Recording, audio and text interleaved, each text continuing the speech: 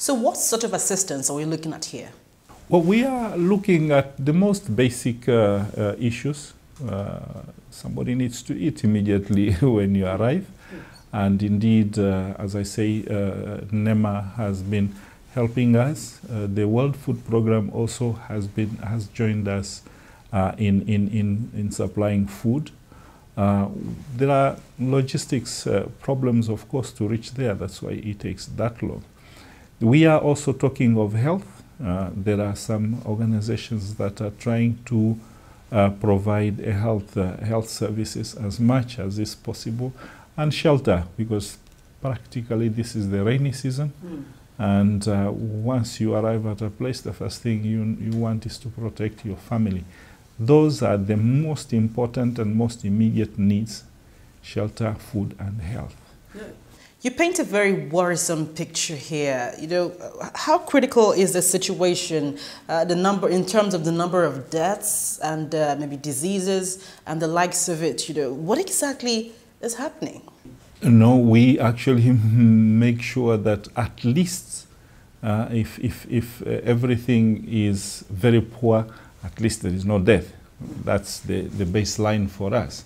But beyond the baseline, we really need to improve. It's not just enough that people do not die, but it's also important that people don't return to a situation of displacement. If you are a refugee, you are already displaced out of your country.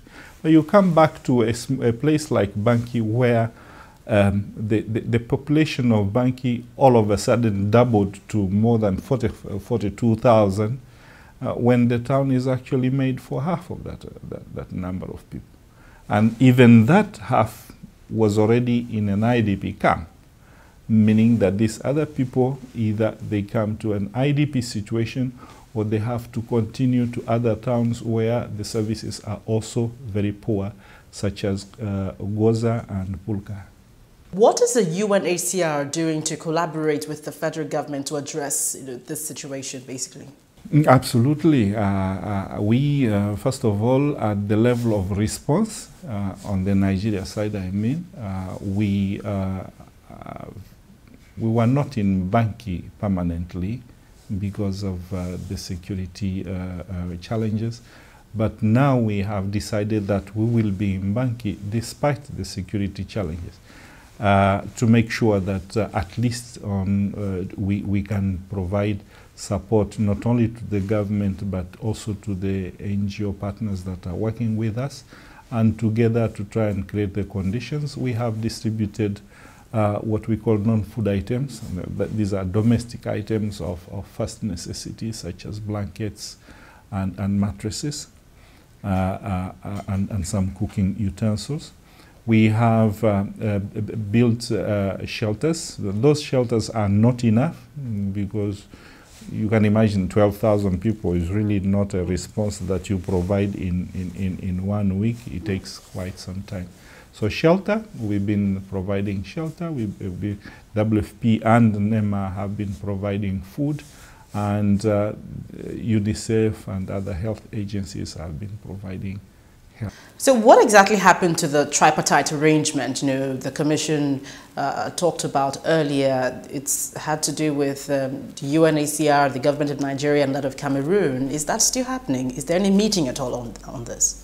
Yes, the tripartite will meet. We have been negotiating with the two governments because these meetings are called by sovereign institutions. It's not UNHCR, we just serve as secretariat. But we have been given the indication that the Commission might meet very, very quickly.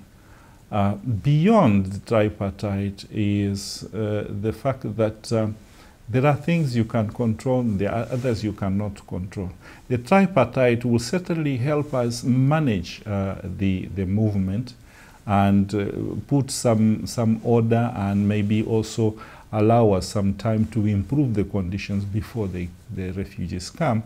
But nothing prevents a refugee actually from returning if the refugee decides that whether the conditions are good or not, I want to go back to my country. And that can happen, and that is happening.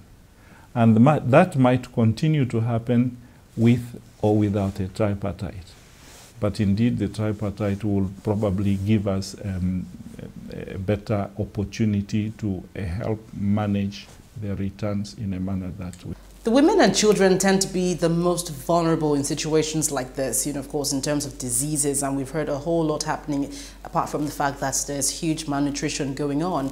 How are you guys helping to solve these sort of ailments across the camps? In the camp, the services are established in a manner that already takes care of the issues of vulnerability. The challenge is that when you're talking of a movement, the most vulnerable situation is actually during movement. And that's why the tripartite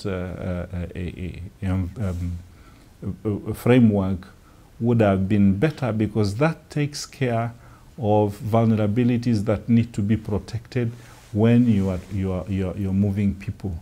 There is a protocol on how you transport, for instance, the pregnant, how you make sure that there is family unit before you even start moving, so that the children are properly protected by their family environment. Where you don't have control of this is when this movement is actually spontaneous or organized outside the framework of the tripartite. Then in that case you can see situations where some families prefer to just send their women, and the women then become more vulnerable. But in terms of response on this side, I think all issues of gender, age are taken properly into account. Okay, hold on with your thoughts. We're still with the UNHCR representative in Nigeria and ECOWAS, Mr. Kayandula. We'll be right back on more issues concerning this. Stay with us.